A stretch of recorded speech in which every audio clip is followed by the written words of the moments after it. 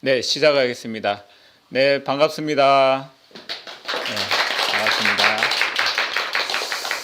네, 오늘은 양평자유발도르프학교 온살림 세움 프로젝트 일입니다. 그래서 먼저 간단하게 제 소개는 먼저 드리고 시작할까요? 저는 온살림터 세움 프로젝트 TF팀에 있는 배준호입니다. 반갑습니다.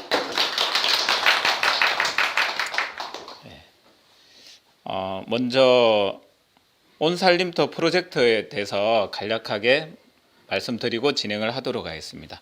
네, 온살림터란 전인적인 삶과 교육이 전 생에 걸쳐 이루어지는 생태 공동체 마을입니다. 양평자유발도르프학교가 새롭게 자리 잡을 예정인 온살림터에선 학교 만들기 외에도 생활 모든 분야를 조화롭게 하는 노력이 함께 기울어질 예정입니다. 온살림터의 디자인은 발도르프 교육, 퍼머컬처, 베리어 프리 건축 철학과 방법론을 바탕으로 합니다. 5월 8일 오늘은 퍼머컬처 0세대로 알려진 임경수 박사님과 함께 퍼머컬처란 무엇인지 알아보는 시간을 가지고 다음 주 15일에는 온살림터 세움 설명회를 개최합니다. 그래서 오늘은 임경수 박사님 모시고 가치 지향적 공동체 퍼머컬처 적용 방안 강좌를 9시부터 오후 2시까지 진행될 예정이고요. 먼저 강사 소개 전에 양평자유발도르프학교 교장 선생님, 박균 선생님 간단하게 인사 말씀하겠습니다. 네, 안녕하세요. 저희 학교가 내년에 상급반 개설을 눈앞에 두고 있습니다.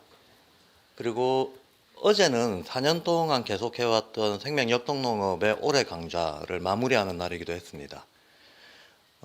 아마 발도르프 학교에서 퍼머컬처라고 하는 생활 양식의 개념하고 어우러져서 새로운 공동체를 만들겠다는 시도는 저희가 처음인 것 같습니다.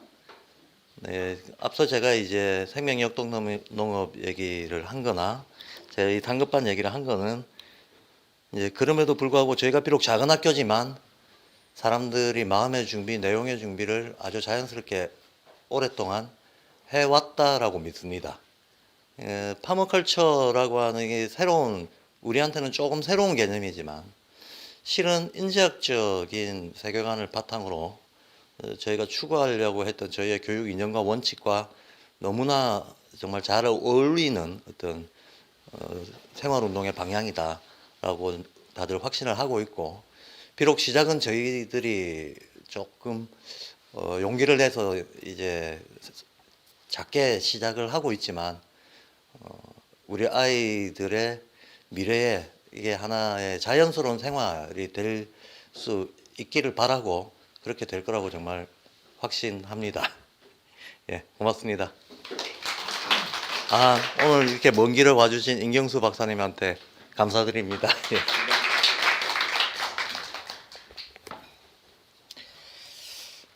네, 그러면 지금부터 가치 지향적 공동체 퍼머컬처 적용 방안에 대해서 강사님 모시고 설명을 드릴 텐데요. 짧게 강사님 양력을 소개를 드리겠습니다. 임경수 박사님은 서울대학교 환경대학원에서 박사를 받으셨고요. 풀무농업 고등기술학교 전공부 교사를 거쳐서 현재 전주기전대학 융합과 교수로 평생교육원장으로 계시면서 더불어 협동조합 이장 부설 고산 퍼머컬처 센터장을 역임하고 계십니다.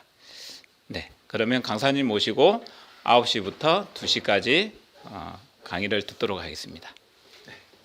네, 반갑습니다.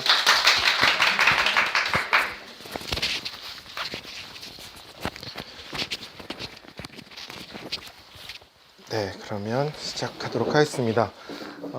제 소개를 조금 더 해야 될 것 같은데요.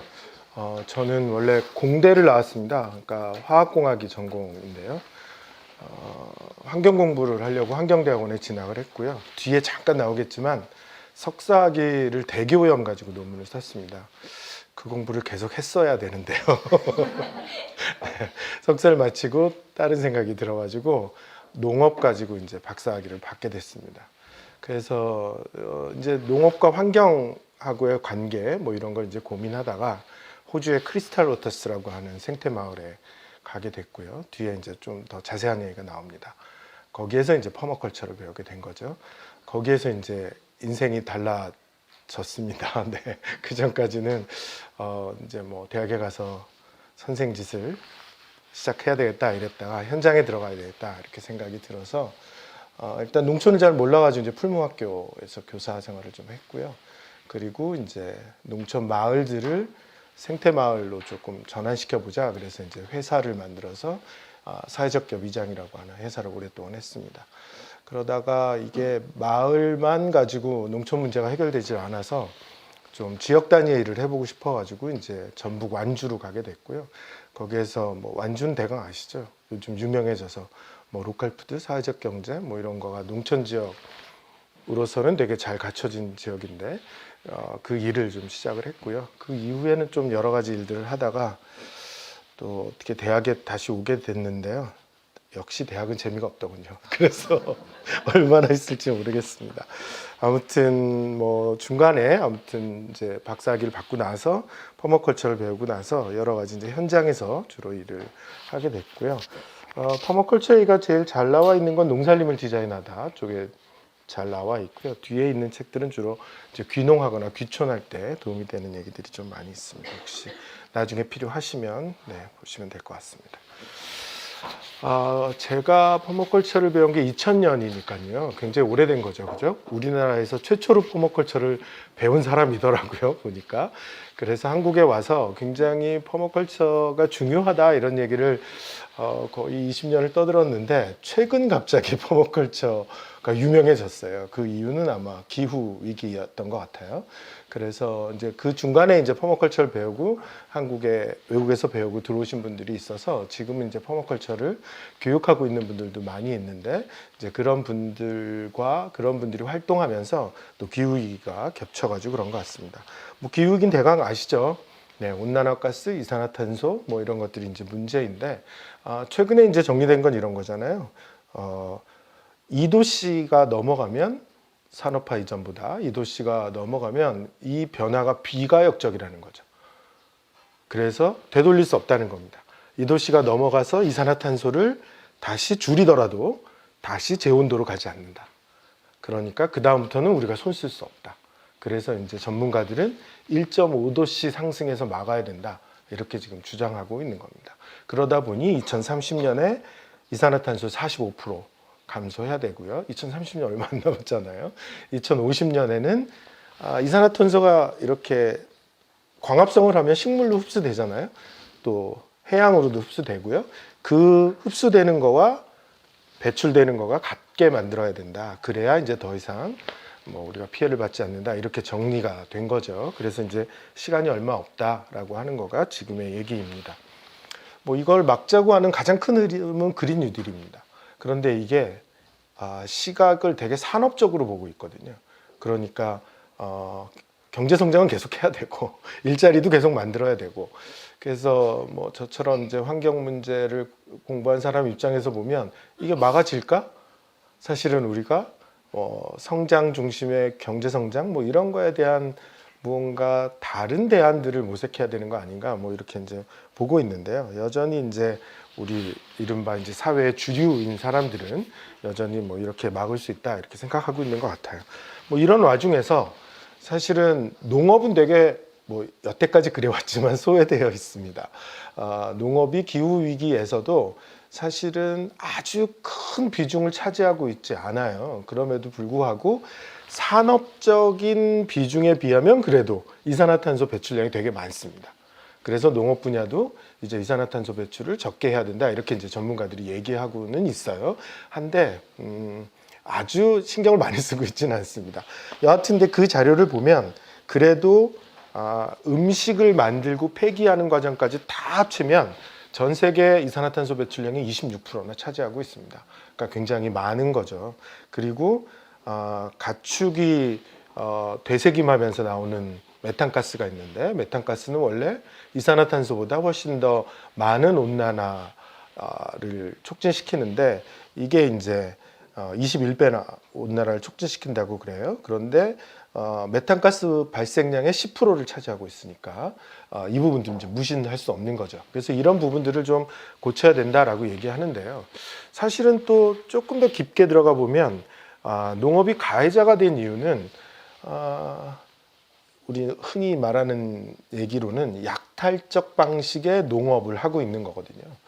그러니까 지금 구조는 한 명의 농부가 9명을 먹여 살리는 구조이잖아요.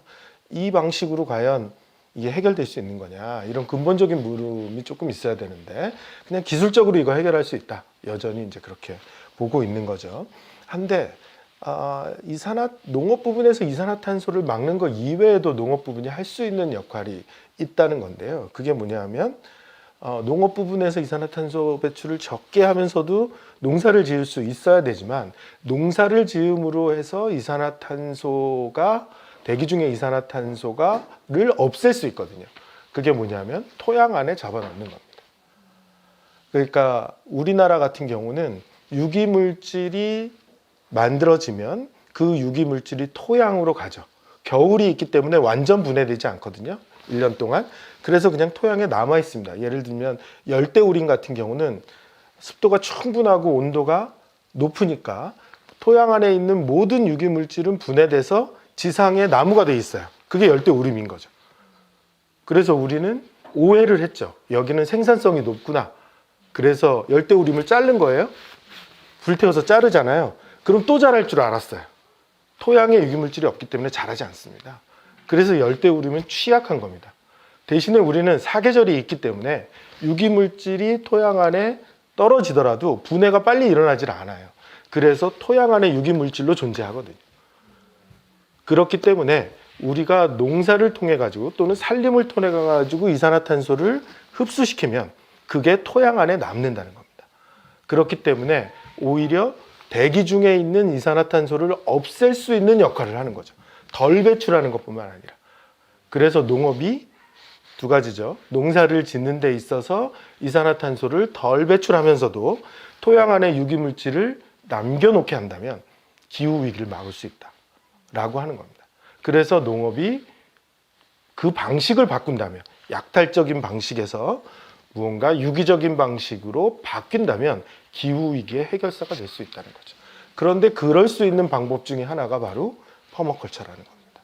그래서 사람들이 최근에 퍼머컬처에 일종의 주목하고 있는 거죠.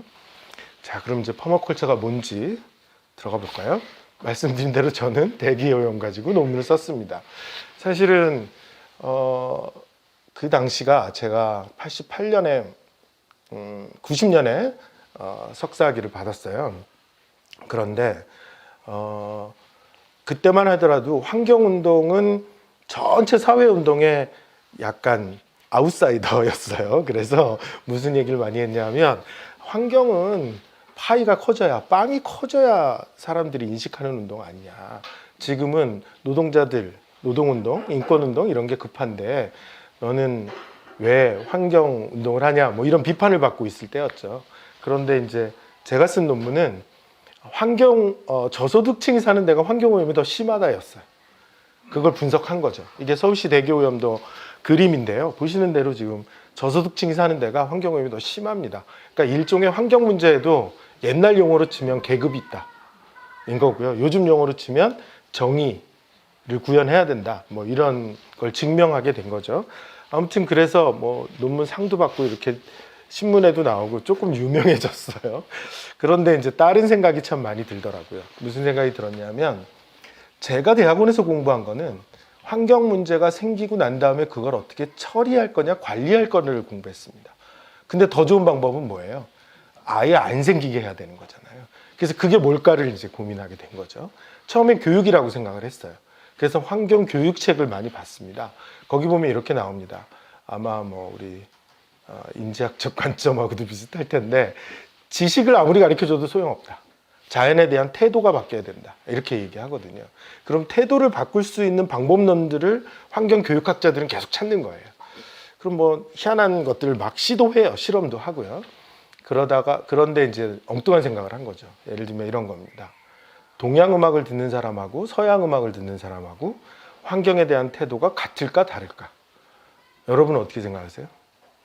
다를 것 같아요. 그렇죠. 네, 다를 것 같죠. 네, 동양 음악이 더 환경 문제에 더 적극적이다?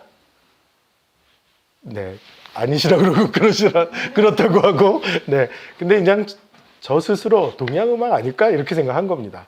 그럼 만약에 그런 것들을 많이 찾아낸다면, 그리고 아이들을 그럴 수 있는 환경에 계속 노출시킨다면 환경 문제를 막을 수 있을 거 아니냐 이렇게 생각을 한 거죠. 그래서 그런 걸 계속 이제 찾아보려고 노력을 한 거예요. 그러다가 농촌에 사는 사람과 도시에 사는 사람은 뭐가 다를까? 이 생각이 든 거죠. 질문을 바꿔보겠습니다. 초등학교 3학년 똑같은 한 20명한테 똑같이 환경교육을 시키고 이건 해도 좋고 이건 하지 말아야 된다고 알려줬어요. 도시 아이들이 더 잘 지킬까요? 농촌 아이들이 더 잘 지킬까요? 네, 이렇게 다르죠, 그죠? 네, 제가 이 질문들 많이 하고 다녔는데요. 도시에 가서 물어보면 농촌 아이들이라고 그러고요. 농촌 가서 물어보면 도시 아이들이라고 해요. 참 이상하더라고요. 근데 저는 농촌이라고 또 생각한 거예요. 근데 그 답을 제가 스스로 하고 나서 아니 내가 왜 농촌으로 답을 했는지를 모르겠는 거예요. 그래서 농촌을 좀 알아보자 이런 생각이 들었죠. 물론 벼가 나무에서 자라지 않는다는 걸 알고 있었지만 나머지는 아무것도 모르는 거예요. 누가 살고 있고 뭘 하고 있고 아무것도 모르는 거예요. 그래서 그때부터 농업과 관련된 책을 보기 시작했습니다. 그때 이제 뭐 우루과이 라운드 어쩌고저쩌고 하면서 농업 다 망한다. 그 책에 의하면 벌써 망했어야 되는데요. 네, 뭐 그런 책들이 있었고요. 한살림 운동이 이제 조금 퍼지기 시작해서 일종의 뭐 생명농업, 유기농업 뭐 이런 글들도 김지아 선생님이나 뭐 이런 글들 이제 양쪽 책을 보게 된 거죠. 그래서 점점 재밌어졌어요. 이 책들이요. 그래서 생각을 해봤더니 환경 문제라고 하는 거가 요 이제 자연환경과 인간 사이의 문제인데 농업이 중간에 살짝 껴있는 거예요. 그래서 농업이 뭔가 역할을 하면 환경 문제를 해결할 수 있겠구나. 이런 생각, 이런 어떤 아이디어가 있을 수 있겠다. 이런 생각을 하게 된 거죠. 그리고 나서 이제 농업책들을 쭉 보다 보니, 슈바이처 의사인데도 농업이 중요하다고 했고요. 뭐 잘 아시는 슈타이너는 뭐 워낙 중요하니까 농법까지 만들어냈고요. 정약용은 상업을 해야 되는데, 막 그걸 주장했던 실학자들이 많은데도 불구하고 농업을 해야 된다. 계속 이렇게 줄기차게 주장한 거죠. 그래서 이런 글들을 보면서 박사과정에 가면 농업을 공부해야 되겠다. 이렇게 이제 생각을 했습니다. 그래서 박사과정에 갔어요. 그랬더니 다 뜯어 말리더라고요. 왜냐하면 그 당시는 농대 나오고 다른 전공 찾아가던 시대인데 공대를 나와가지고 다른 농업을 하겠다고 하니까 지도 교수까지 말리더라고요. 그래서 이런 얘기를 했죠. 이제 막 이렇게 중요한 거였다. 그걸 우리는 모르고 있는 거다. 이렇게 얘기를 한 거예요. 그때 이걸 가지고 또 뭐라 그러는 거예요. 세 사람의 공통점이 있거든요. 뭘까요? 네, 난센스예요. 다 죽었어요. 네, 옛날 얘기 아니냐. 지금도 농업이 중요하냐. 이렇게 얘기를 하더라고요. 그래서 찾아냈어요. 또요. 이제 동시대 사람들, 그 슬라이드가 없어졌군요. 동시대 사람들을 찾았는데요. 후루사와라고 하는 일본의 경제학자가 있어요. 이 경제학자는 인간은 농업의 영역에서 자연한테도 도움을 줄 수 있고 인간한테도 도움을 줄 수 있다. 이런 얘기를 했어요. 그러니까 호혜적인 관계를 맺을 수 있다. 이런 얘기를 한 거죠. 사실 그 글을 읽으면서 사람이 하는 행동 가운데 어떤 행동을 했는데 동시에 사람한테도 도움을 주고 자연한테도 도움을 주는 거가 있을까? 저는 답을 못 찾았어요. 농업밖에 없더라고요. 그래서 다른 데 강의 가면서도 계속 질문을 했는데 딱 한 번 다른 거 있습니다 하는 답을 들은 적은 있어요. 근데 그분이 똥 싸는 거요 이렇게 말씀하시더라고요.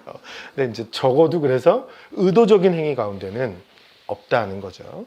뭐 사실 아까 교실 둘러보니까 학생들이 다 농사를 짓잖아요. 교과목 안에.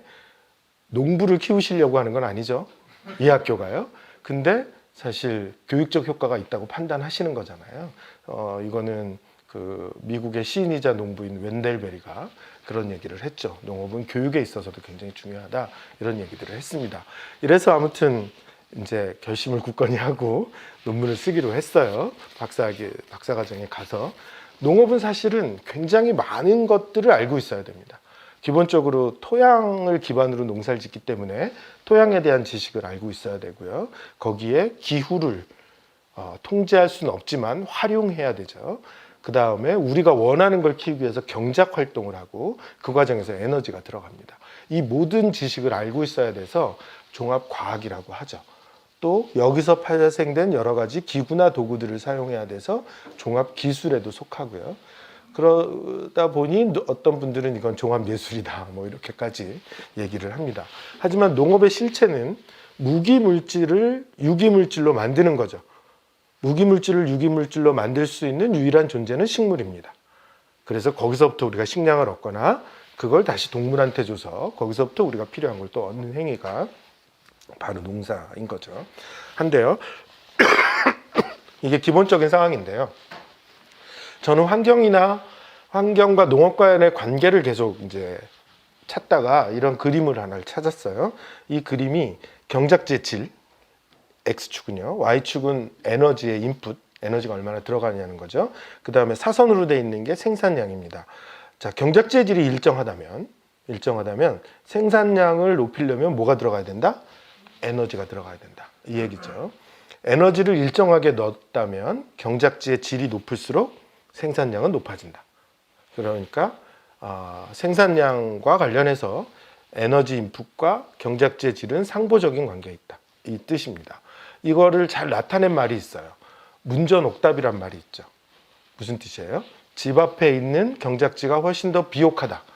처음부터 비옥한 건 아니죠. 왜요? 집 앞에 있기 때문에 뭘 많이 집어넣을 수 있었던 겁니다. 이거를 알려주고 있는 거죠. 이 관계를 가지고 무언가 분석을 할 수 있겠구나 하는 생각이 들었죠. 다른 사람이 이미 다 했어요. 네, 미국의 옥수수와 관련된 분석 결과인데요. 물질도 에너지 값으로 나타낼 수 있죠. 그걸 뭐 이제 전문 용어로는 인바디드 에너지라고 불러요. 이 컵을 하나 만들기 위해서 들어간 총 에너지. 그래서 칼로리로 이놈도 표현할 수 있는 겁니다. 그래서 모든 물질을 다 에너지화해서 칼로리로 지금 표현을 해놨어요. 그래서 1910년서부터 85년까지 헥타르당 어느 정도 에너지가 들어갔는지를 분석한 표입니다. 시계열로 분석한 거죠. 일단은 에너지부터 볼게요. 전체 투입량이 1236이었어요. 1910년에 75년이 지났는데요. 만 단위가 됐죠. 에너지를 10배를 넣고 있다는 겁니다. 한데 생산량은 10배가 됐느냐? 아니에요. 7520에서 3만 됐죠. 그죠? 4-5배 늘렸어요. 줄인 게 있습니다. 노동력 120시간에서 10시간으로 줄인 거죠. 그럼 지난 100년간의 농업기술 발전을 요약할 수 있죠. 단위 면적당 생산력을 늘리고 노동력을 줄였으나 에너지를 많이 넣었다. 이게 지난 100년간의 농업기술의 발전 방향이었습니다. 농민들은 줄어들고 있고 그 다음에 경작지도 줄어들고 있으니 이 방법을 선택해야 됐을지 모릅니다. 한데 문제가 있죠. 1910년에 000이었던 걸 보겠습니다. 가솔린, 경유, 전기, 직접적인 에너지 거의 쓰지 않았습니다. 질소인 포타슘, 화학비료 거의 쓰지 않았습니다. 살충제, 제초제 거의 쓰지 않았습니다. 관계건조 이동과 같은 기계 거의 쓰지 않았던 거죠. 여기 000이었던 것의 숫자가 이렇게 많아져서 10배 에너지가 된 거죠. 그럼 이제 우린 고민해야 되죠. 저렇게 많아진 것들을 계속 사용할 수 있는지를 검토해 봐야 됩니다.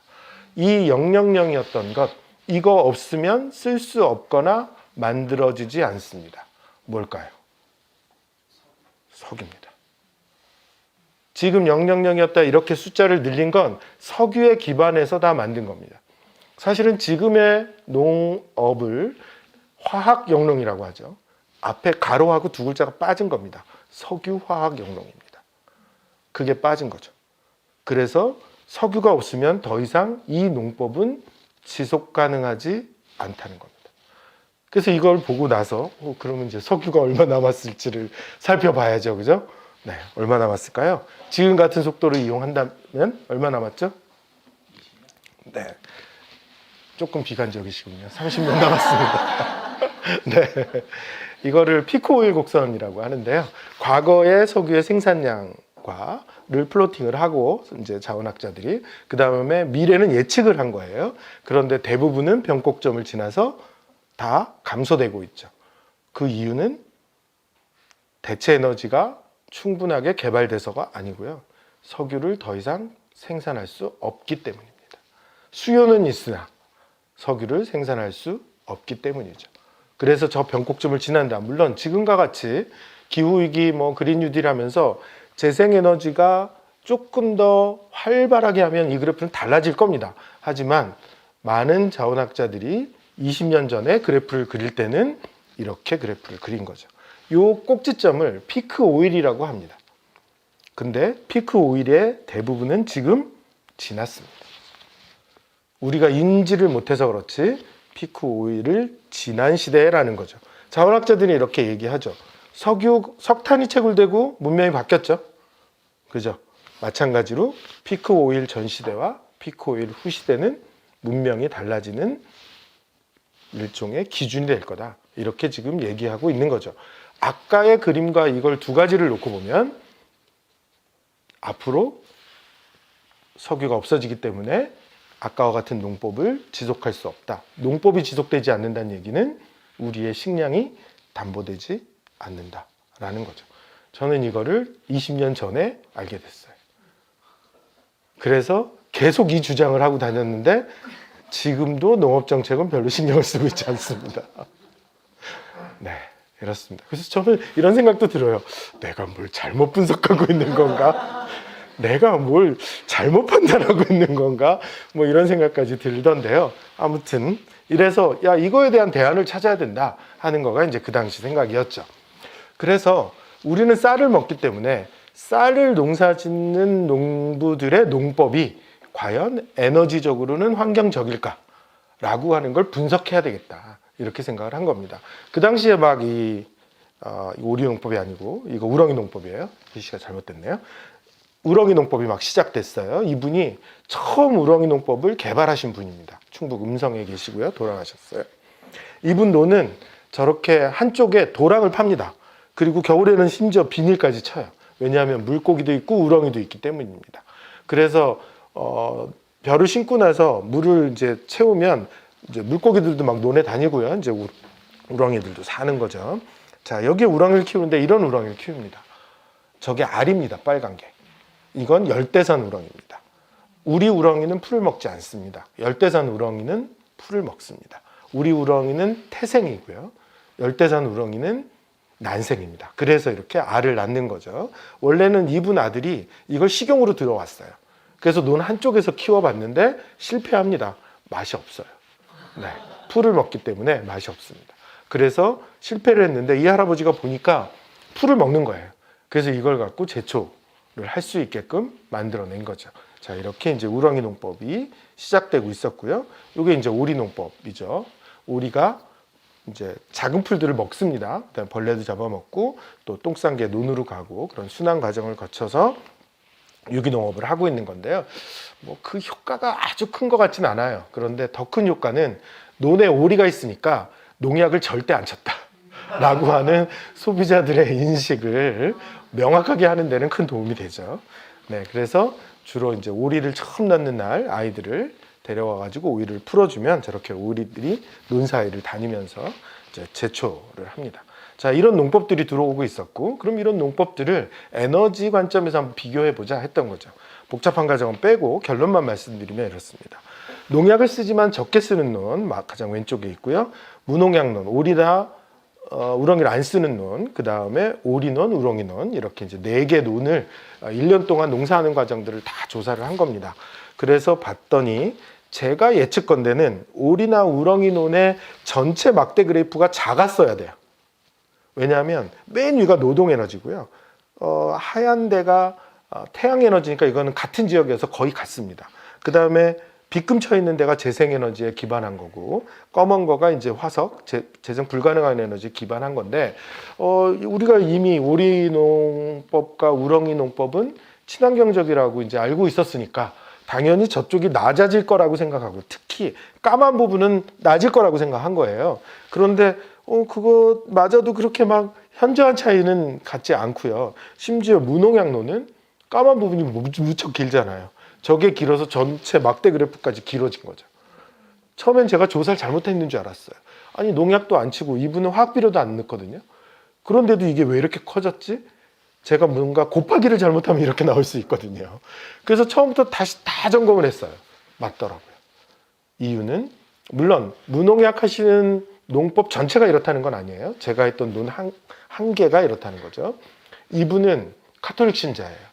그래서 종교적인 신념으로 농약과 화학비를 쓰지 않았습니다. 그러다 보니 퇴비를 많이 넣고요. 트럭 운전을 못 하시고요. 퇴비장과 논의 거리가 멀었습니다. 그걸 경운기를 가지고 왔다 갔다 하신 거죠. 그래서 경운기 기름 사용량이 다른 농부에 비해서 4-5배가 많았던 겁니다. 이분의 논은 거머리도 살고 메뚜기도 살죠. 그래서 마치 생태적으로 변한 것처럼 보이지만 그 과정에서는 자원을 낭비한 꼴이 된 거죠. 아, 이럴 수 있겠구나 하는 생각이 들었던 겁니다. 그리고 쳐다보니 우리나라에서 하고 있는 친환경 농업에 이런 지점이 많더라는 거죠. 우리나라는 친환경 농업을 하면서 다 비닐 멀칭을 합니다. 그죠? 네, 토양 개량제를 씁니다. 토양 개량제, 미생물을 배양해서 잠시 너희들 더 활동하면 안 돼. 처리를 한 다음에 먼 거리를 이동시켜서 내 밭에 뿌리겠죠. 이건 그야말로 에너지 덩어리입니다. 목초액이라고 아시나요? 네, 구두를 떼면 나오는 목탄 가스가 액화돼서 그거를 이제 구두를 떼는 집이 있으면 내가 생산하겠지만 요즘은 그러지 못하니까 공장에서 만듭니다. 그러면 나무를 떼겠죠? 그 나무는 어디서 올까요? 네, 인도네시아에서 오죠. 그 목초액을 내가 사서 내 밭에 뿌립니다. 나는 뭘 하고 있죠? 인도네시아의 숲을 파괴하고 있는 거죠. 이런 일들이 충분히 일어날 수 있겠구나 라고 하는 사실을 박사 논문을 쓰면서 알게 됐습니다. 더 황당한 건 이것의 해결 방법을 모르는데 박사학위를 줬다는 거죠. 네, 학위를 받았습니다. 이런 게 문제입니다. 까지만 분석했는데 박사학위를 주더라고요. 이제 뭘 하지? 알기는 알았는데 이제 나는 뭘 해야 되는 거야? 그걸 모르고 학위를 받았습니다. 그러던 어느 날 제가 99년 8월에 학위를 받았고요. 98년에 받았군요. 네, 그리고 나서 2000년도 이제 넘어가는데 MBC에서 1월 3일 날 다큐멘터리를 하는 거예요. 그래서 그 다큐멘터리를 보는데 호주에 있는 어떤 마을이 나오는 거죠. 근데 그 마을 사람들이 석유를 안 쓰고 살아요. 석유를 안 쓰고 농사를 짓는 거예요. 아, 내가 찾았던 방법이 저기 있는 거였구나. 저길 가야 되겠다. 그래서 인터넷을 뒤졌더니 이 마을에서 하는 교육이 있는 거예요. 그게 바로 퍼머컬처 디자인 코스였습니다. 아, 저기를 등록하고 어차피 가는 거 저 교육도 들어야 되겠다. 그래서 6월 달에 호주로 갑니다. 크리스탈 워터스라고 하는 마을은 여기 브리스베인이라고 하는 한 3번째쯤 큰 도시죠. 요 근처에 있는 농촌 지역에 있는 마을입니다. 자, 제가 갔던 크리스탈 워터스라고 하는 마을입니다. 이 마을의 도면이고요. 저 노랗고 주황색이 개인 농장입니다. 근데 크기로 보면 3,000평에서 5,000평쯤 됩니다. 그러니까 굉장히 크죠. 그죠? 저런 농장, 개인 농장 70여 개가 모여서 하나의 마을을 이루고 있는 거죠. 호주는 지금도 뭐 그렇겠죠. 우리나라랑 비교하면 땅값이 엄청 쌉니다. 그래서 시골에다가 큰 땅을 사고 독일에 생태 디자인을 한다라고 하는 사람이 요 마을 계획을 했어요. 그래서 전 세계에서 생태적으로 살겠다는 사람들이 이주를 한 거죠. 그래서 이쪽은 이제 주민 공동체 활동을 할 때 쓰는 쪽이고요. 이쪽은 방문자들이 쓰는 방문자 숙소라든지 이런 것들이 이루어져 있습니다. 자, 아무튼 이 마을에 가게 된 겁니다. 자, 이게 마을회관이고요. 이 마을회관도 생태 건축으로 이루어져 있습니다. 지금 잘 안 보이시는데요. 요게 앞에 지붕이고요. 요게 뒤에 지붕입니다. 그러니까 남쪽을 보고 지붕이 이렇게 돼 있는 거죠. 요 떠 있는 가운데가 여기예요. 글로 햇볕이 들어오면 방 구석까지 가겠죠. 그죠? 그래서 여기 들어오는 햇볕이 그 사이로 들어오고 있는 겁니다. 이거랑 비슷한 양계장 보신 적 있죠? 야마기시 양계법. 모르셔요? 네, 화성에 있는 야마기시 마을에서 닭을 키울 때 양계장이 똑같은 모양으로 생겼습니다. 왜냐하면 햇볕이 닭장 구석구석 들어가면 닭장이 소독되고요. 얘가 이제 계속 건조하니까 냄새가 나지 않죠. 그래서 이제 그런 구조로 만들었는데 환풍도 잘 되게 아무튼 그 구조를 가지고 있었고요. 자, 이런 생태 건축들이 이루어져 있습니다. 지붕 녹화가 되어 있는 모습이고요. 이 마을에서 아마 제일 아름다운 집일 텐데요. 이쁘죠, 그죠? 집도 이쁘지만 주변 환경 아주 좋은 데다 집을 쏙 넣은 것 같죠. 하지만 뒤에 있는 큰 나무들을 제외하고 여기는 다 목초지였습니다. 밑에 있는 연못도 판 거고요. 그리고 지금 장목들을 심었지만 같은 장목을 다 섞어 심은 겁니다. 퍼머컬처가 지향하는 바는 자연을 닮게 하라는 거예요. 그러면 얻을 게 있다는 거죠. 가장 중요한 철학은 자연을 닮게 하는 겁니다. 사실은 지금 우리가 유기농업이라고 하는 것도 자연에서 덜 멀어지게 하는 게 유기농업의 기본입니다. 그러면 자연이 어느 정도 얘를 가꿔주는 거거든요. 근데 우리는 약탈적 농업이라고 말씀드린 기존에 있던 관행 방식의 농업은 자연하고 단절시키는 노력을 계속하는 거거든요. 그래서 사실은 뭔가를 많이 넣을 수밖에 없게 만드는 거죠. 그래서 유기농업의 원리나 사실은 퍼머컬처의 원리나 같은 개념입니다. 그래서 아무튼 자기가 먹을 것들도 아주 자연스럽게 섞어가지고 심는 형태가 되어 있는 거죠. 자, 이렇게 소박한 집도 있습니다. 이 집은 집으로 지었습니다. 호주니까 밀집이겠죠. 그래서 집을 블럭처럼 만듭니다. 그래서 이놈을 압축시켜서 벽돌처럼 쌓고 내외장을 하죠. 그걸 스트로베일 하우스라고 하는데요. 여기 보시면 문양이 있죠. 이 문양이요. 스트로베일 하우스를 짓는 분들은 이 벽이 집이야 이걸 알려주려고 그래요. 그래서 이렇게 만들어 놨죠. 우리나라도 이런 집을 짓는 분들이 있습니다. 근데 우리나라는 약간 기후적으로 안 좋아요. 두 가지가 안 좋은데 건조한 지역이 낫습니다. 이게 만약에 썩기 시작하면 이제 문제가 되는 거죠. 안에 들어가서. 그러니까 수분이 안 들어가도록 굉장히 노력을 잘 해야 되고요. 우리 같으면. 우리한테 가장 취약한 건 쥐입니다. 네. 쥐가 한번 들어오면 끝장납니다. 그래서 뭐 구조적으로 우리나라에 뭐 아주 적합하다 이렇게 보기는 어려운데요. 호주에서는 뭐 많이 짓고 있었습니다. 제가 이 마을에 가서 황당한 경험 3가지를 하는데요. 첫 번째는 첫날 목마르다고 물을 달라 그랬어요. 그랬더니 여기 수도꼭지거든요. 따라 먹으래요. 이거 무슨 물이에요? 찝찝하잖아요. 그래서 건물 안에 싱크대가 있어요. 그래서 저 물은 뭔가요? 그랬더니 이거랑 연결돼 있대요. 찬물을 끓이고 있어요. 저 물은 뭔가요? 그랬더니 이 물이래요.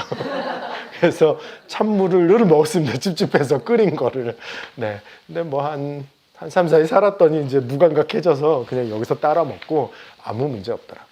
사실은 물은 자기가 가지고 있는 오염물질을 다 떨어뜨리고 하늘로 올라가죠. 그리고 우리가 대기를 오염시키지 않았다면 깨끗한 물이 내려옵니다. 그런데 이거를 찝찝하다고 생각하는 것 자체도 우리가 범인인 거예요. 그죠? 그렇지만 아무튼 이 지역은 그래도 청정한 지역이어서 그걸 계속 식수로도 먹고 있는데요. 이런 이유 중에 하나는 지표수와 지하수 모두 다 석회질이 많습니다. 이래서 먹을 수 없고요. 씻기도 어렵습니다. 그래서 이 마을은 무조건 빗물을 모아서 써야 됩니다. 그래서 집집마다 물탱크가 달려 있고요.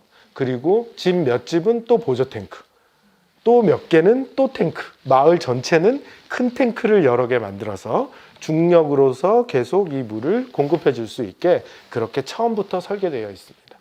방문자들 숙소에서는 샤워는 15분만 해달라고 부탁하고 있고요. 그리고 설거지를 우리처럼 하면 안 됩니다. 네, 설거지 통에 물을 담아가지고 해야 되는 거죠. 아까 마을회관에서 주로 식사를 하는데요. 그 식사할 때 일주일에 2번 이제 공동 식사를 합니다. 설거지통이 4개예요. 뭐 이제 세제 풀어 있고 이렇게 헹구겠죠. 차례차례. 마지막 것까지 뿌얘지더라고요. 그래서 저걸 갈겠지? 저렇게 더러워졌는데 저걸 갈겠지 했는데 안 갈더라고요. 거기에서 헹굽니다. 그러면 저걸 그냥 세워놔? 그래서 찝찝한데? 그랬더니 옆에 행주가 있더라고요. 행주로 깨끗하게 닦습니다. 그러니까 물에 대해서는 굉장히 철저했던 거죠. 두 번째는 얘는 월럽이라고 하는 애들이고요. 캥거루보다 체구가 작고요. 온순합니다. 그래서 얘네들은 사람을 공격하거나 이러지 않아요. 캥거루는 사람을 공격하는 거 많이 보셨죠, 그죠? 특히 이제 펀치도 강하지만 니킥을 합니다. 그래서 갈비뼈가 부러지거나 이런 일들이 가끔 뉴스에 나오죠. 근데 이게 마을 도로예요. 제가 마을 주민 차를 얻어 타고 지나가고 있는데 얘네들이 이 정도 거리에 있으니까 멀리서 자동차를 세우더라고요.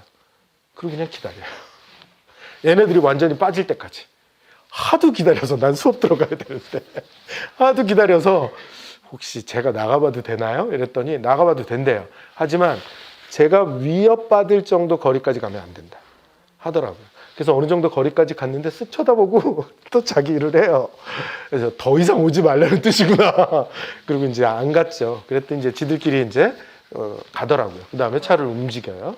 이 마을은 야생동물하고 공존하는 게 마을의 원칙입니다.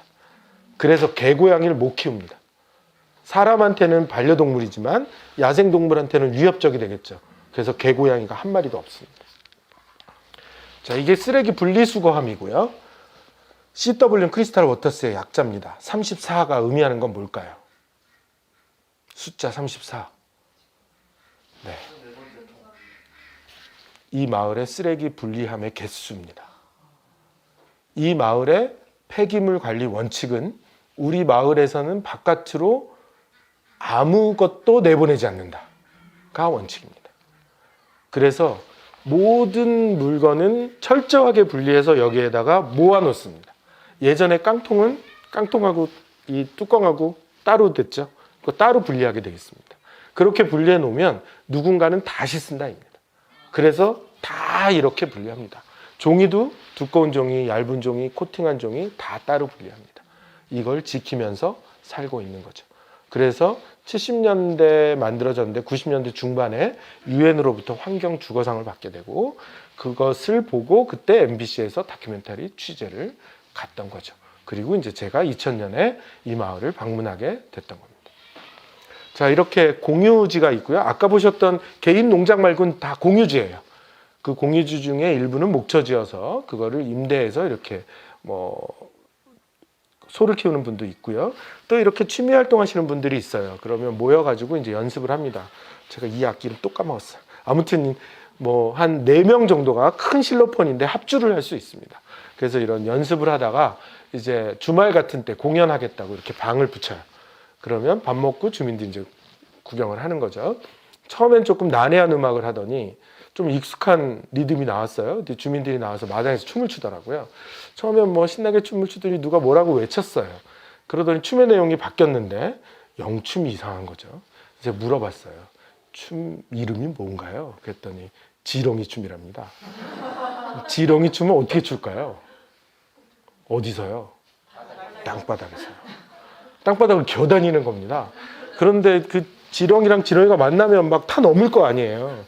남녀가 막 남사스럽게 그러고 그 마당에서 그러고 있는 거예요. 네, 저도 같이 췄죠. 네, 아무튼 그런 일이 일어나는 마을이었고요. 이 마을은 전 세계에서 퍼머컬처를 배우러 한 10,000명 정도가 방문을 합니다. 그래서 유럽, 아시아권에서도 많은 사람들이 오고요. 그 퍼머컬처 디자인 코스를 운영했던 두 사람이에요. 그 당시는 동거하고 있었고요. 지금은 결혼해서 애를 셋을 낳고 잘 살고 있습니다. 가끔 페이스북으로 코로나 우리나라 막 그랬을 때 넌 괜찮니? 이렇게 메일을 보냈더라고요. 아무튼 이 두 친구한테 퍼머컬처를 배우게 됐습니다. 자, 이 퍼머컬처는 원래 여기가 호주 남부의 태스메니아라는 섬이에요. 여기 지금 위도가 40도 가량 됩니다. 네, 40도. 그러니까 우리나라랑 비슷하겠죠. 사계절이 뚜렷하고요. 굉장히 아름다운 곳이어서 호주 사람들이 신혼여행 가는 곳이에요. 그리고 이제 가장 큰 도시 멜번이 여기니까요. 그래서 굉장히 아름다운 곳인데 이 빌 모이슨이라고 하는 사람이 태스메니아 출신입니다. 굉장히 많은 직업을 가졌었고요. 마지막 직업은 조경 설계가였어요. 그래서 멜번에 있는 대학에서 연구를 했는데 자기 고향에 가보면 태스메니아 섬이 개발이라는 이름으로 환경이나 생태가 계속 망가져요. 그런데 자기 친구들은 더 가난해지는 거예요. 그래서 이건 뭔가 잘못됐다라고 생각하고 대학을 그만둡니다. 그리고 전 세계 여행을 다녀요. 여행의 목적은 뭐냐면 태스메니아의 환경과 생태를 지키고 친구들을 풍요롭게 할 수 있는 방법이 지구상 어디에는 있을 거다. 그래서 그걸 찾아다닙니다. 그래서 그걸 조각 모아서 만들어낸 거가 퍼머컬처입니다. 그래서 그 여행의 결과물로 70년대 초반에 퍼머컬처 1이라고 하는 책을 내는데요. 저 책을 쓴 퍼머컬처, 그 홀그램이 제자고요. 둘이서 퍼머컬처 1이라고 하는 책을 내고요. 그 이후에 이제 인트로덕션 투 퍼머컬처를 내면서 전 세계에 이 개념을 알리게 됩니다.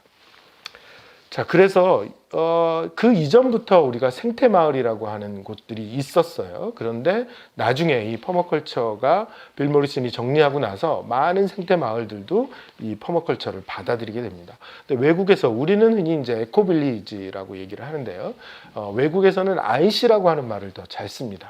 그래서 인텐셔널 커뮤니티라고 쓰는 거죠. 그래서 혹시라도 외국에 있는 생태마을을 찾고 싶다 그러면 인텐셔널 커뮤니티로 검색하시는 게 훨씬 더 많은 검색을 하실 수 있고요. 그런 생태마을들이 모여 있는 곳은 가이아.org입니다. 네, 가이아라고 하는 대지의 여신 이름을 써가지고 인터넷 홈페이지를 만들고 있어요. 그래서 거기에 가면 전 세계 어느 나라에 어떤 생태 공동체들이 있는지, 생태 마을들이 있는지 보실 수 있고 각종 교육들도 거기에 이렇게 다 올라와 있습니다. 참고로 하시면 되고요. 그래서 혹시라도 그 홈페이지에 갔는데 자꾸 인텐셔널 커뮤니티라고 하는 단어들을 계속 보시게 되면 그게 생태 마을과 우리가 알고 있는 생태 마을과 거의 유사한 개념이구나 이렇게 이제 이해하시면 됩니다. 생태 마을 중에서 가장 유명한 마을은 핀드원 마을입니다. 우리나라에서도 책이 많이 소개됐고 또 그 아까 가이아.org를 운영하고 있는 세계 생태마을 본부가 이 핀드원 마을에 있습니다. 핀드원 마을은 저게 이제 도면인데요. 좀 규모가 큰 그런 마을입니다. 이 마을은 60년대 중반에 6가구가 이 트레일러 하우스를 끌고 어디에 마을을 만들려고 돌아다닙니다. 그러다가 그 중에 한 분이 신의 계시를 받고 있었다고 해요. 그래서 여기에다 내려놓고 마을을 만들어라 라고 했고요. 비행장 옆에 모래밭이었습니다. 이 지역 주민 누구도 여기에 사람이 살 거라고 생각하지 않았다고 하고요. 그래서 여기에 6가구가 저 트레일러를 놓고 마을을 만들기 시작해서 이런 마을 회관과 이런 집들을 지으면서 그렇게 지금 마을이 만들어졌습니다. 이건 방문자들이 쓰는 숙소, 원래 이 지역이 술 담그던 곳이어서 술탱크였습니다. 이거를 고쳐가지고 이렇게 만들었던 거죠. 이건 명상하는 집이고요. 작업을 합니다. 작업을 하려고 노력하죠. 그래서 집집마다 퇴비장을 가지고 있고요. 퇴비장은 이렇게 칸칸이 만드는 게 훨씬 더 유용합니다. 섞어줄 때 옆으로 넘기는 거죠. 그리고 진짜 신기한 거는 푸세식 변소를 쓰고 있는 거예요. 푸세식 변소는 표준말은 아니죠. 네, 푸세식 변소를 쓰고 있는데 유럽 사람들은 이런 변소를 써본 적이 없습니다. 역사적으로. 똥을 어디다 버렸어요? 네, 아무데나 버렸습니다. 그래서 뭐 아시죠? 하이힐이 그 똥을 덜 밟으려고 자꾸 굽을 높이다가 그렇게 된 거다라는 거 아시잖아요. 그죠? 사실은 더 황당한 것도 있습니다. 남성들이 입는 바바리 코트. 그건 왜? 2층에서 던지는 오물을 안 맞으려고 한 겁니다. 그래서 여자를 안쪽에 집어넣고 바바리 코트 입고 모자 쓰고 여자를 안쪽으로 넣는 거가 여자분들 안쪽으로 넣는 거가 에티켓이 되어 있는 거죠. 왜냐하면 2층에서도 던졌거든요. 네, 사실 좀 미개하죠. 네, 그랬던 겁니다. 그러다 보니 전염병이 만연했던 거고요. 똥은 가장 빠른 시간 안에 멀리 보내야 된다. 그래서 개발된 게 수세식 변소. 이래서 사람들이 모여 사는 곳에서 물에 넣어가지고 빨리 배출시켜야 된다라고 하는 거가 일종의 세니터리, 위생의 개념이었습니다. 근데 아시죠? 수세식 변소는 인류가 개발한 최악의 발명품 1등에서 내려오지 않고 있죠. 네, 왜요? 토양으로 가야 될 자원을 물로 보냈고요. 그러다 보니 수질 오염을 또 일으킨 거잖아요. 물도 많이 쓰게 됐고. 그래서 얘는 아마 끝까지 안 내려올 것 같습니다. 아무튼 뭐 그런 역사를 가지고 있는 거죠. 근데 이 마을은 푸세식 변소를 쓰고 있었습니다. 제가 90년대 후반? 2000년대 중반 후반 그때 여기 방문하는 일종의 프로그램을 계속 했었어요, 회사에서. 그래서 이제 뭐 귀농하시는 분들이나 공무원들을 과 같이 이제 견학을 가곤 했는데요. 견학을 가면 한국의 밤을 만듭니다. 그래서 뒤에 막 한복 걸려 있잖아요. 한복 입어보라 그러고 한국 음악도 틀어주고 또는 한국 사진도 보여주고 막 이럽니다. 하이라이트는 한국 음식을 하는 거죠. 이 마을의 공동 부엌은 채식입니다. 그래서 자기가 육식을 먹더라도 마을에서 공동 식사를 할 때는 그냥 채식을 다 먹어야 되는 거예요. 저는 채식주의자는 아닌데요. 아무튼 거의 힘들었습니다. 서양 요리를 채식으로만 해야 된다. 정말 어려운 일이더라고요. 그래서 뭐 대강 먹고 숙소 가서 컵라면 먹고 막 이랬는데요. 하루를 채식을 우리가 가서 하겠다. 이래가지고 이제 만드는 겁니다. 그래서 파전을 해야 되는데 파전이 없어 시금치전을 하고 뭐 당면이 없어가지고 국수 가가지고 잡채를 하고 뭐 이런 방식으로 이제 한 거죠. 근데 거의 열광적이었어요 그날. 네, 뭐 아무튼 이렇게 뭐 세계인들과 교류하고 있는 그런 마을이 저 휜더운 마을입니다. 영국 런던 근교에는 베드제드라고 하는 만들어진 생태 마을이 있어요. 아까 그 마을은 사람들이 모여서 하나씩 하나씩 만들어 갔잖아요. 여긴 누군가가 설계하고 계획하고 설계해서 만들어진 거예요. 지금 연립주택처럼 생겼고 여기 닭벼슬처럼 생긴 거가 열교환기입니다. 그래서 더워진 실내 온기가 밖으로 나가면서 차가워진 신선한 공기를 들일 때 서로가 온도를 넘겨주는 거죠. 그래서 열을 덜 뺏기도록 만든 장치입니다. 자, 이렇게 연립주택처럼 생겼고요. 재밌게 디자인되어 있는 건 이 건물과 요거는 별도의 다른 동인데요. 이 2층에 사는 사람의 텃밭은 여기입니다. 자기가 문 열면 보일 거 아니에요. 그러니까 그건 네가 갖고 라. 이렇게 이제 매칭을 시켜 놓은 거죠. 그래서 다 다리를 이렇게 만들어 놨습니다. 그렇게 돼 있고요. 여기 뭐 태양광 발전시설들 올라가 있고요. 대부분의 가구가 빌트인 방식으로 돼 있는데 재밌는 건 쓰레기 분리수거가 싱크대 서랍 안에 들어가 있더라고요. 우리 그 쓰레기통이 항상 밖에 나와 있잖아요. 부엌에서는 깔끔하게 그냥 안에 들어갈 수 있게 해놨고요. 가장 재밌는 건 이건데요. 모든 계량기가 실내에 있습니다. 그래서 자기가 얼마를 썼는지를 쉽게 체크할 수 있도록 되어 있고요. 이 마을은 우드칩을 가지고 전기를 생산하고 열병합을 해서 온수를 공급합니다. 그래서 전기 계량기와 온수 계량기 두 가지가 있는데요. 온수 계량기는 온수가 일로 공급되고 있을 때 소리를 냅니다. 딸그락딸그락. 그래서 샤워를 하고 있으면 딸그락딸그락 거리는 거죠. 뜨거운 물로 설거지를 하고 있으면 딸그락딸그락 거리는 거죠. 맘 놓고 못 쓰겠죠, 그죠? 그렇게 해놨다가 주민들이 하도 뭐라 그래서 소리 죽였다고 합니다. 아무튼 간에 우리는 다 외부에 있으니까 거의 쳐다보질 않잖아요. 집 안에 들어와 있고 체크하도록 되어 있습니다. 이 마을은 제가 갔을 때도 for rent, for sale 이런 게 많이 붙어 있었어요. 그러니까 나 여기 살다가 이거 재미없다, 아유 지겹다 그러면 그냥 가는 거예요. 뭔가 공동체로 뭔가 묶여 있는 건 거의 없고요. 유일하게 하고 있는 건 카쉐어링이었습니다. 매일 차가 필요하지 않는 분들은 회비를 내고 차를 여러 대 사가지고 이거를 공유하는 방식으로 이 마을에서 같이 살고 있었습니다. 자, 여기는 덴마크에 갔던 코아우징 마을인데요. 덴마크는 약간 뭐 좌파 건축가들이 있었고 그 좌파 건축가들이 이런 생각을 한 거죠. 공간을 잘 만들면 공동체가 만들어질 수 있다. 꼼면을 만들 수 있다. 그래서 그걸 코아우징이라고 불렀습니다. 그래서 이런 연립주택 모양의 마을을 만드는 거죠. 입구예요. 그래서 오른쪽에 보시면 오른쪽에 보시면 우편함이 있죠. 그래서 매일 여길 와야 돼요. 우편함을 보러. 집집마다 우편함을 일부러 두지 않은 겁니다. 그리고 저기 게시판이 있어서 항상 마을의 소식들을 전할 수 있게 그래서 항상 여기로 와야 되는 것을 기본으로 해놨고요. 자, 집 모양은 대강 이래요. 그런데 요게 한 집이고요. 요 문 있는데 요게 한 집이고요. 요게 한 집이에요. 그냥 보기에도 조금 작아 보이잖아요. 둥치 큰 유럽 사람들이 어떻게 살았을까? 뭐 이런 의문이 조금 들었습니다. 근데 이제 그 의문이 좀 풀리죠. 이제 마을의 전경이고요. 이게 마을에 공동시설들이 많아요. 그래서 여기가 마을 식당, 여기가 요 구석이 마을 사무소, 그다음에 이 밑에가 마을 공구실 뭐 이런 거가 있습니다. 밑으로 가는 계단이고요. 하나씩 볼까요? 공구실. 집집마다 공구를 다 갖출 필요는 없고요. 자동차 한 대를 고칠 수 있는 모든 공구가 준비되어 있습니다. 약간 남성들의 로망이기도 하죠, 그죠? 네. 근데 보시는 대로 잘 정리되어 있죠. 네. 이거 우리나라에 만들어 놓으면 어떻게 됐을까요? 저 스패너 다 없어졌죠, 그죠? 네. 잘 지키고 있는 겁니다. 얘가 마을 식당이고요. 마을이 만들어진 이래로 매일 저녁을 먹었다는 거예요. 이건 불가능한 일입니다. 농촌 마을도 이렇게 못합니다. 그래서 이게 가능하냐 그랬더니 지금 이 여자분 있는 쪽 여기가 화이트보드인데요. 화이트보드가 30일짜리예요. 거기에 한 달이 넘어갈 때마다 주민들이 내가 이날 이런 요리를 할게 이렇게 씁니다.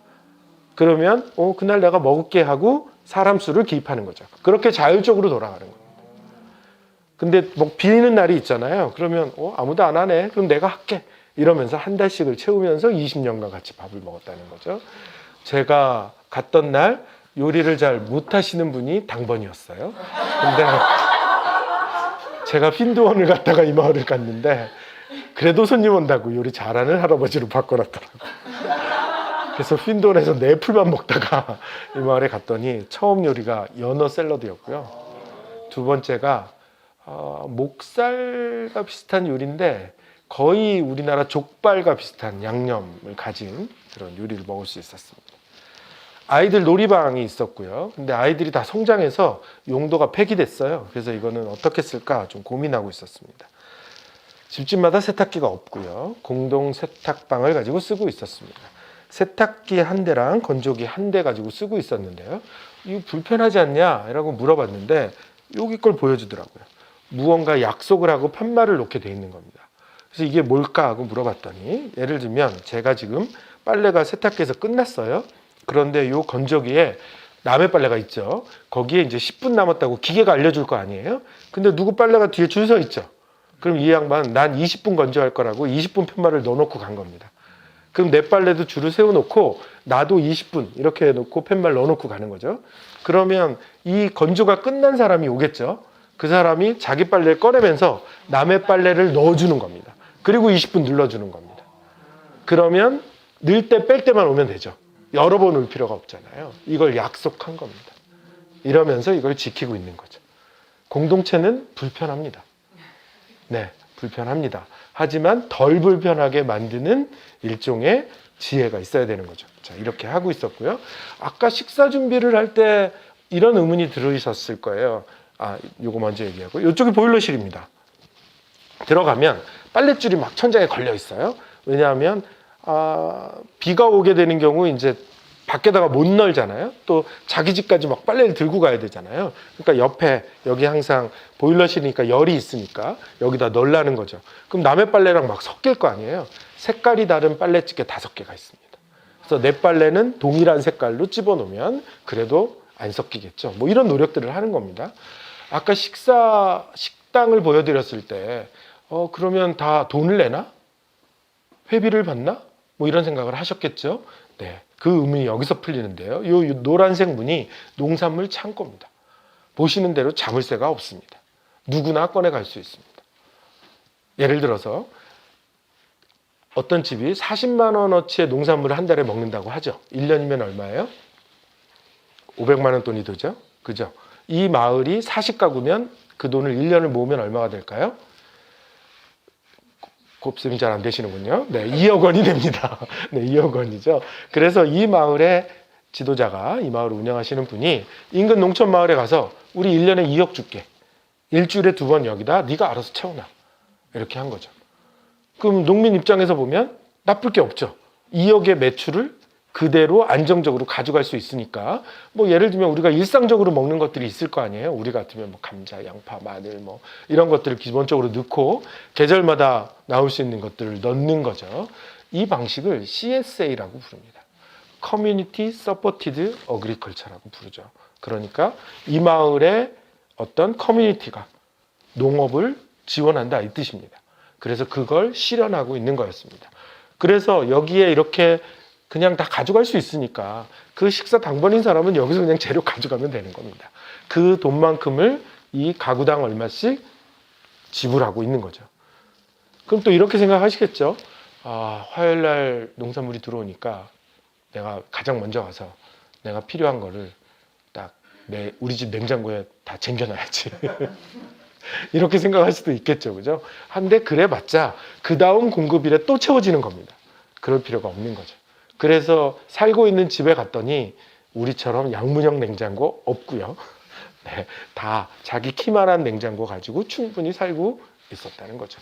그래서 개인집은 크지 않더라도 충분히 넓게 살고 있었다라고 하는 겁니다. 자, 우리나라에도 이런 생태 마을들을 만드는 시도들이 있었죠. 여기는 경남 산청이고요. 간디학교 인근에 이제 안솔기 마을이라고 마을을 만들게 된 겁니다. 그래서 뭐 여러분들과 비슷한 생각을 하신 거죠. 대안학교 아이들을 보내고 또 그 학교 배후에 집을 짓고 살겠다 이렇게 한 겁니다. 그래서 부지를 닦아가지고 일종의 분양을 했어요. 근데 원칙을 만들었죠. 분해될 수 있는, 자연으로 돌아갈 수 있는 재료로 집을 져야 된다. 그 다음에 샴푸 같은 걸 쓸 수 없다. 뭐 이런 원칙을 만들고 그거에 동의하는 사람들만 받아서 이렇게 집을 짓고 살고 있습니다. 중간에 샌드위치 판넬 쓰면 안 되기로 되어 있었는데 누군가 와서 이렇게 져가지고 마을에서 논란이 좀 많이 있었어요. 근데 이분이 암에 걸리셔가지고 나갔어요. 그래서 하여튼 해결은 됐고요. 이 마을 주민들은 농사를 짓는 분들은 한 2가구밖에 없고요. 대부분 진주의 뭐 대학 교수, 변호사, 의사 이런 분들이 들어왔습니다. 그래서 서로 같이 하는 일은 없습니다. 하지만 생태적으로 살려고 굉장히 노력하고 있는 거죠. 반면에 공동체성이 좀 강한 마을로는 우리 야마기시 마을을 꼽을 수 있고요. 경기도 화성에 있습니다. 자, 이게 거의 마을 주민들 예전에 다 모였을 때 사진인데요. 농사를 기반으로 수익을 얻고요. 아이들도 농사 작업에 참여하죠. 아까 야마기시 양계법 말씀드렸지만 유정란이 주 수입원입니다. 이 마을이 5월 5일 날 거저의 축제라는 걸 했습니다. 지금도 하고 있나 모르겠네요. 요즘 많이 축소돼가지고 안 하고 있을 것 같네요. 5월 5일 날이 거저의 축제입니다. 거저라고 하는 뜻이 뭔가요? 자잖아요. 이 마을을 만들었던 야마기시는 야마기시 미조요라고 하는 일본의 철학가의 사상을 추종하는 사람들이 만드는 마을인데요. 야마기시 미조요는 사람이 행복하려면 돈이 없어져야 된다라고 주장했습니다. 그래서 이 마을 내에서는 돈이 통용되지 않습니다. 그래서 마을 전체로 같이 작업을 하고 마을 전체로 돈이 들어오면 그 돈을 가지고 뭐 많이 필요한 사람은 뭐 마을 회의를 통해서 자기 필요한 걸 요청하면 됩니다. 그래서 마을 내에서는 전혀 거래가 일어나지 않습니다. 그래서 돈이라고 하는 것 자체를 잊어버렸기도 해요. 그래서 제가 이 마을 뭐 자주 초반에 다녔었는데 간담회를 해보면 어떤 사람이 호미가 뚝 부러져가지고 바란 시내까지 그냥 간답니다. 그래서 철물점 문을 열고서야 아차 돈을 안 갖고 왔구나. 근데 철물점 주인도 이제 다 아는 거죠. 그 마을 사람이구나. 나중에 가져오세요. 뭐 이런답니다. 그렇게 돈이라고 하는 것을 아예 잊어버리고 살았던 거죠. 같이 식사를 하고요. 아이들 같이 키웁니다. 그리고 이게 집인데요. 이 집에 들어가면 복도를 사이로 방이 여러 개가 있습니다. 거기는 부부가 사는 방입니다. 옛날 여관 있죠? 양쪽으로 돼 있는 그런 여관처럼 돼 있고요. 아이를 낳으면 4살까지만 그 방에서 재울 수 있습니다. 4살이 넘어가면 아이들끼리 자는 큰 방으로 옮겨가야 됩니다. 하지만 가족관계가 없어지진 않아요. 엄마 아빠 부르고요. 또 밥 먹을 때도 같이 밥 먹고 더 챙기고 뭐 다 합니다. 한데 그렇게 역할을 나누고 전체가 한 가족처럼 살고 있는 거죠. 공동체는 굉장히 이렇게 심한 우리말로 하면 그런 공동체인 거죠. 근데 이 집은 샌드위치 판넬로 지었습니다. 거기다가 벽돌을 붙인 거거든요. 물리적인 생태성은 낮을 수 있다라고 하는 겁니다. 이제 조금 이해가 가시죠? 생태 마을은 그래서 공동체성이 강한 마을들이 있고요. 또는 생태성이 강한 마을들이 있습니다. 아까 보셨던 런던에 있는 베드제드라고 하는 데는 이쪽에 가까운 거죠. 그리고 안솔기 마을도 이쪽에 가까운 거죠. 하지만 야마기시 마을, 핀도어는 이제 저쪽에 가까운 거죠. 이런 스펙트럼 상에 있다. 그렇다고 해서 뭐가 더 잘났다, 못났다 할 수 없는 거다. 인 거죠. 이건 그냥 차이일 뿐인 거죠. 그렇지만 다 생태적으로 뭐 예를 들어서 공동체성은 크지만 물리적인 생태성이 약한 데는 또 그걸 보완하려고 노력하는 거고요. 또는 이쪽에 물리적인 생태성이 높은데도 사실은 공동체성을 더 갖추려고 노력하고 있는 거죠. 그렇게 여러 가지 스펙트럼상의 마을들이 있다라고 하는 겁니다. 그래서 여러분들이 앞으로 만드시는 어떤 마을이 또는 학교가 이 모든 것들을 다 100점짜리를 만든다는 건 굉장히 어려운 일이라는 거예요. 그래서 이 지점에서 적정 지점을 찾으셔야 되고 2가지 모두 다 진화합니다. 이게 2가지가 서로 기량작용을 하면서 진화합니다.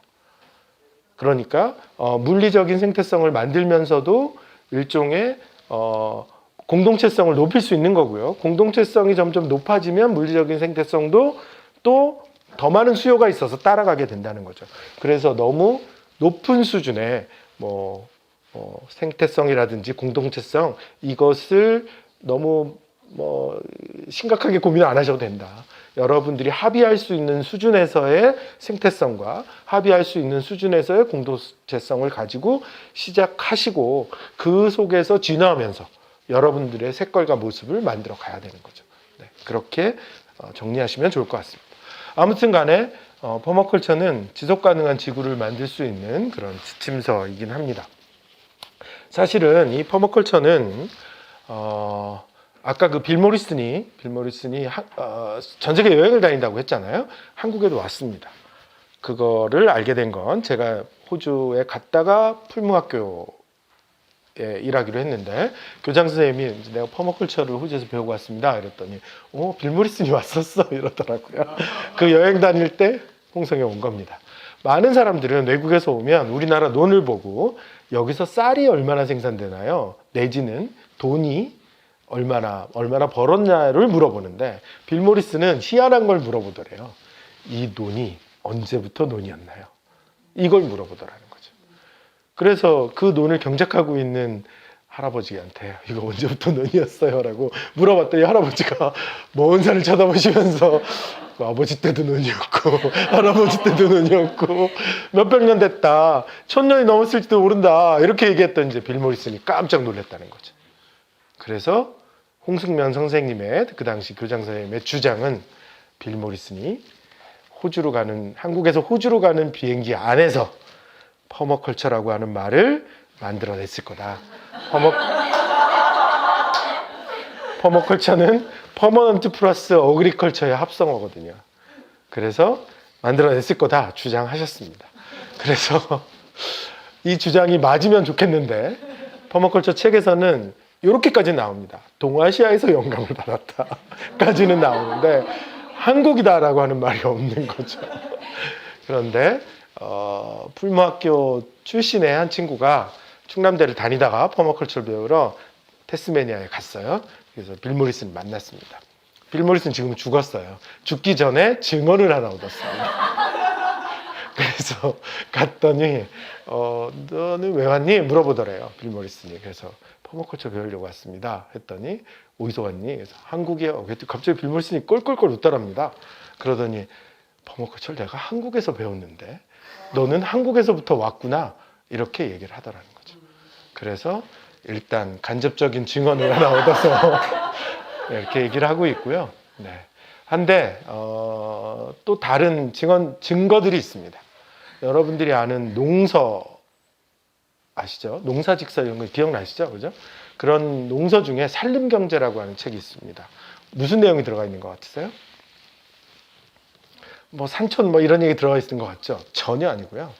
조선시대 산림학파라고 하는 사람들은 주로 이렇게 권력을 가지는 걸 별로 안 좋아하던 사람들이에요. 근데 어떠다 권력을 가졌는데 뭔가 잘못돼서 유배를 가게 된 거죠. 그래서 누가 유배를 갔습니다.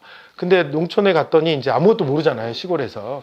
그래서 병 무너지면 어떻게 해야 돼 하고 어른들한테 물어봐서 적어놨어요, 자기가 하고. 지금 뭐 심어야 돼? 물어보고 또 적어놨어요. 배 아프면 어떻게 해야 돼요? 다 적어놨어요. 그래서 이걸 이렇게 만들어 놓은 거죠, 책을. 그리고 이제 다시 한양으로 갔어요. 근데 후배가 또 유배를 가네. 너 이거 들고 가.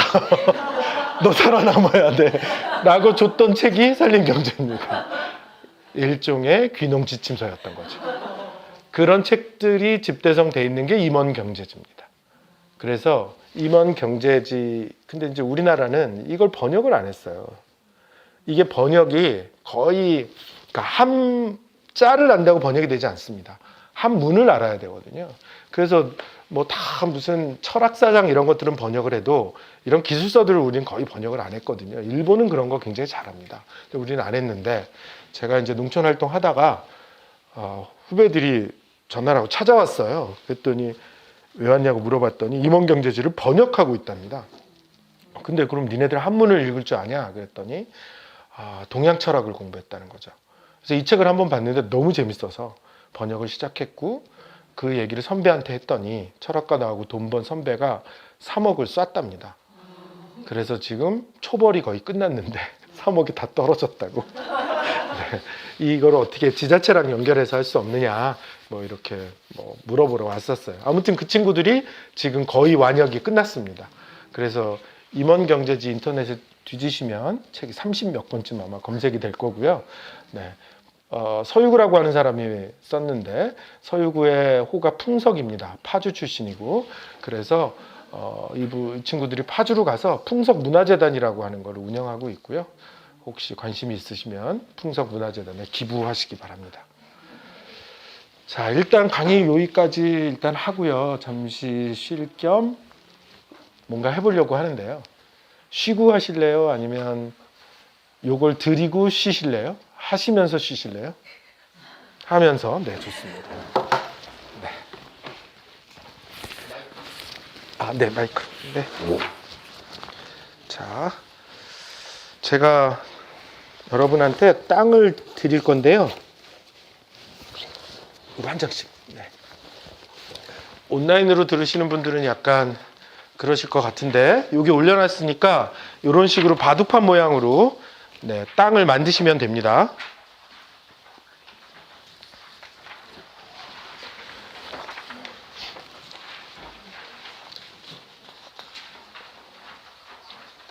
자, 제가 네, 이면지를 썼고요. 이쪽이 앞면입니다.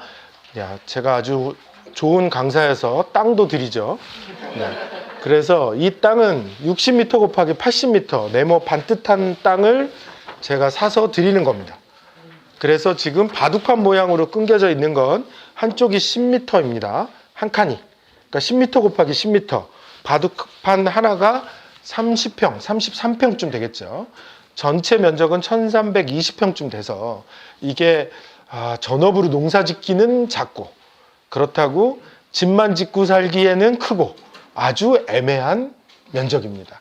이 애매한 면적에 여러분들이 하고 싶은 일을 하시면 됩니다. 근데 적어도 내가 먹는 식량은 자급하겠다가 목표이고 손님들이 올 경우 약간 프라이버시를 보호하면서도 손님들을 대응해야 되겠다 하는 것도 여기에 목표 중에 하나입니다. 뭐 아시겠지만 이쪽은 등고선이고요. 그래서 여러분들이 여기에다 집도 지으시고 여러분들이 하고 싶은 일을 여기다 잘 그려 넣으시면 됩니다. 아마도 머릿속으로는 이런 상상을 계속 해보셨겠죠. 하지만 이렇게 그림으로 그려본 적은 없으실 겁니다. 자, 요거를 한번 제가 한 적당한 시간을 드릴 거예요. 많이 시간을 들여봐야 좋은 작품이 나올 것 같지는 않으니까요. 적당한 시간을 고민해 볼 수 있는 시간을 일단 드리겠습니다. 자, 한번 시작하시고 자유롭게 쉬시고 일단은 한 25분쯤 네, 내 시계가 맞나요? 네, 30분쯤 시작하겠습니다. 15분 정도 드리고 시간 좀 느리게 가네요. 혹시 질문 이거 하시다가 질문 있으시면 질문하셔도 됩니다.